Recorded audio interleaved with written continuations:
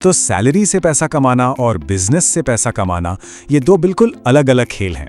इनके नियम, इनकी स्ट्रैटेजी और हाँ, इनके नतीजे भी एकदम अलग हैं। ये सिर्फ ज़्यादा या कम कमाने की बात नहीं है, बल्कि ये दो पूरी तरह से अलग फाइनेंशियल ऑपरेटिंग सिस्टम हैं। तो चलिए दौलत बनाने के इन छिपे हुए कोड को डीकोड करते हैं। ये एक ऐसा सवाल है जो करियर की शुरुआत में लगभग हर किसी के मन में आता है। एक तरफ है नौकरी की जानी पहचानी सुरक्षा और दूसरी तरफ है अपना बिजनेस खड़ा करने की असीमित आज़ादी। ये चुनाव सिर्फ पैसों का नहीं है, ये मानसिकता और जिंदगी को देखने के नजरिए का भी है।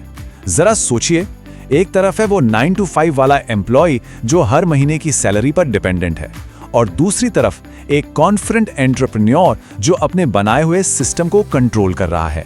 तो असल लड़ाई पैसे की है ही नहीं, ये है कंट्रोल की, कि किसी के फाइनेंशियल भविष्य का कंट्रोल आखिर किसके हाथ में है।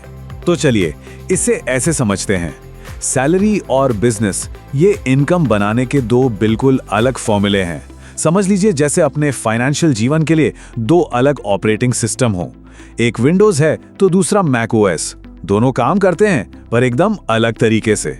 सैलरी का फॉर्मूला बड़ा सीधा है, अपना समय और अपना स्किल दो और उसके बदले पैसा लो। लेकिन दिन में घंटे तो लिमिटेड है ना, तो इनकम भी लिमिटेड ही रहेगी। वहीं बिजनेस का फॉर्मूला बिल्कुल अलग है। ये सिस्टम और स्केल पर चलता है। एक ऐसा सिस्टम बनाया जाता है जिसे बड़े पैमाने पर फैलाया जा सके, जिससे इनकम की कोई ऊपरी लिमिट नहीं रहती। अब एक ऐसी सच्चाई की बात करते हैं जो थोड़ी कड़वी लग सकती है। किसी को नौकरी पर रखने का एक ही कारण होता है कि वो अपनी सैलरी से कहीं ज्यादा की वैल्यू पैदा करेगा। ये जो एक्स्ट्रा वैल्यू है, जिसे सरप्लस वैल्यू कहते हैं, उसे बिजनेस का मालिक अपने पास रखता है। रोजगार का बेसिक गणित यही है। तो अब आते हैं पहले और शायद सबसे बड़े खुलासे पर, टैक्स का ऑर्डर ऑफ ऑपरेशंस। ये एक ऐसा नियम है जो बिजनेस ओनर्स को एक बहुत बड़ा स्ट्रक्चरल फायदा देता है। अगर दौलत के खेल को समझना है तो इसे समझना ही पड़ेगा। एक सैलरी प्रोफेशनल की दुनिया कैसी होती है? पहले इनकम आती है, सरकार फौरन अपना हिस्सा यानी टैक्स काट लेती है, और फिर जो बचता है उसी से सारे खर्चे होते हैं। हर खर्च टैक्स के बाद वाले पैसे से होता है। लेकिन बिजनेस में ये पूरा साइकिल ही उल्टा हो जाता है। देखिए, बिजनेस पहले कमाता है, फिर बिजनेस से जुड़े सारे खर्चे करता है, और सबसे आखिर में जो मुनाफा बच गया सिर्फ उस पर टैक्स देता है। और बस यही पूरा का पूरा खेल बदल जाता है। यहाँ जो सबसे मजेदार बात है ना, वो है खर्च करने की पावर का फर्क। मान लीजिए एक नया फोन लेना है। एक सैलरीड पर्सन अपनी टैक्स कटी हुई सैलरी से उसे खरीदेगा, लेकिन एक बिजनेस ओनर उसी फोन को बिजनेस का खर्चा दिखाकर टैक्स लगने से पहले की कमाई से खरीद सकता है। ये बहुत बड़ा एडवांटेज है। चलिए अब अगले बड़े फर्क पर चलते हैं। यह है ग्रोथ, यानी तरक्की की रफ्तार का गणित। ये एक और ऐसा राज है जो इन दोनों रास्तों को एक दूसरे से बिल्कुल अलग कर देता है। सैलरी में जो ग्रोथ होती है ना, वो एक सीधी लाइन में चलती है, लीनियर। ये प्रमोशन से, इंडस्ट्री एवरेज से और कोई कितने घंटे काम कर सकता है उससे बंधी होती है। मतलब हमेशा एक ऊपरी सीमा रहेगी, एक इनकम सीलिंग जिसे तोड़ना लगभग नामुमकिन होता है। जैसा कि इस चार्ट में साफ दिख रहा है, सैलरी की ग्रोथ एक पॉइंट पर पहुंचकर लगभग फ्लैट हो जाती है, और ये लिमिट आपका एम्प्लॉयर या मार्केट तय करता है, कोई और नहीं। लेकिन एक स्केलेबल बिजनेस वो इस छत को तोड़कर निकल जाता है। यहां ग्रोथ जुड़ती नहीं है, बल्कि गुणा होती है, एक्सपोनेंशियल। अचानक से इनकम की कोई सीमा ही नहीं रहती। और ये जो एक्सपोनेंशियल ग्रोथ है, ये आती है लेवरेज की पावर से।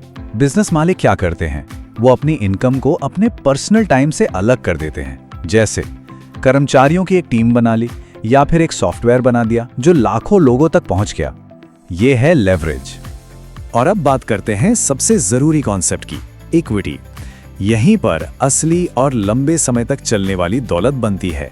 ये एक बहुत पावरफुल लाइन है। मतलब असली खेल सिर्फ हर महीने कुछ कमाने का नहीं है, बल्कि मालिकाना हक का है, ओनरशिप का है। तो फर्क क्या है? देखिए, एक बिजनेस एक एसेट है, एक ऐसी चीज जिसे बेचा जा सकता है। लेकिन नौकरी वो सिर्फ एक टेम्पररी कॉन्ट्रैक्ट है।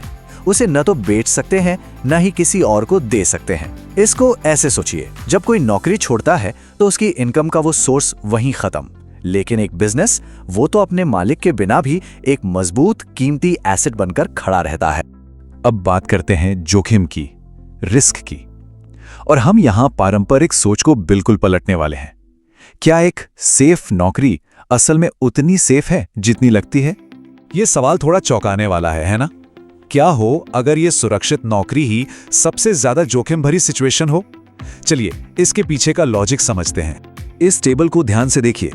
नौकरी में इनकम का सोर्स कितना है? सिर्फ एक, एम्प्लॉयर। अगर इस एक क्लाइंट ने यानी कंपनी ने निकाल दिया तो इनकम सीधे 100 से 0। ये सबसे बड़ा छिपा हुआ रिस्क है। वहीं एक बिजनेस के कई क्लाइंट्स होते हैं तो रिस्क बढ़ जाता है और कंट्रोल भी रहता है। तो कुल मिलाकर ये दो अलग अलग दुनियाएं हैं। एक है द मैट्रिक्स, जहां कोई सिस्टम का बस एक हिस्सा है, और दूसरी है द आर्किटेक्ट की दुनिया, जहां कोई उस सिस्टम को बना रहा है। टैक्स से लेकर ग्रोथ तक सब कुछ इसी पर डिपेंड करता है कि कौन सी भूमिका चुनी गई है। तो आखिर में बस यही सवाल बचता है, कोई वैल्यू बनाने वाला बनना चाहता है या उस बनी हुई वैल्यू को इकट्ठा करने वाला? देखिए, इसका कोई सही या गलत जवाब नहीं है, लेकिन ये एक ऐसा चुनाव है जो किसी के भी फाइनेंशियल सफर की पूरी दिशा तय कर देता है।